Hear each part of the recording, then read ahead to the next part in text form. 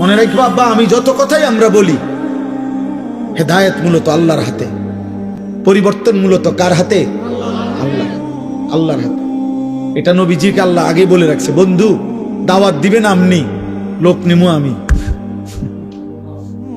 দাওয়াত দিবেন আপনি, লোক নেব কি আমি। আপনি দাওয়াত দেন সবাই, যে দুর্লোক লাগে, যে কয়জন সাহাবী লাগবে ইসলামের জন্য, ইমানের জন্য, কালেমার বিজয়ের জন্য, এটি আমি নেব।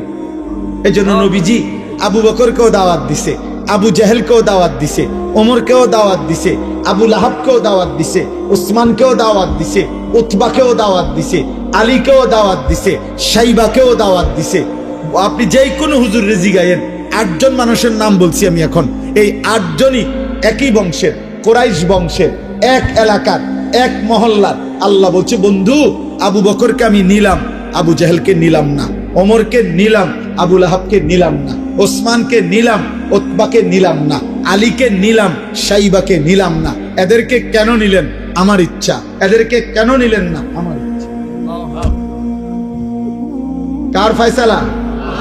তবে দাওয়াত দেন সবাই, আমগো জিম্মাদারি। এটা বলতে থাকি আমরা, কবি ইধার কবি উধার, कभी आर्श पर कभी जमीन पर, कभी उनके दर कभी दर बदर, गमे आशिकी तेरा शुक्रिया मैं कहां कहां से गुजर गया, कभी हो रास्तू में तन्हा कभी हो गुरूदे सहरा, मैं जुनू का हम सफर हो मेरा कोई घर नहीं है।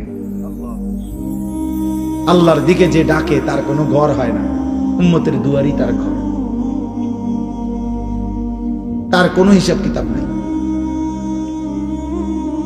হ্যাঁ, এজন্য ভাইয়া পরিবর্তন তো আল্লাহ করবে, হেদায়েত তো আল্লাহ দিবে, আল্লাহ দিবে। ফাইন্নাল্লাহা ইউদিল্লু মান ইয়াশা ওয়া ইয়াহদি মান ইয়াশা ওয়া লা তাযহাব নাফসাকা আলাইহিম হাসারাত। নবীজিকে আল্লাহ বলছে, বন্ধু শুনেন, সাফ সাফ কথা, পথভ্রষ্ট যারা হবে আমার ইচ্ছায়, হেদায়েত যারা পাবে আমার ইচ্ছায়, আপনি নির্দিষ্ট একজন কারো জন্য আফসোস করতে করতে জীবন শেষ করে দিবেন না, আপনি মেহনত করতে থাকবেন।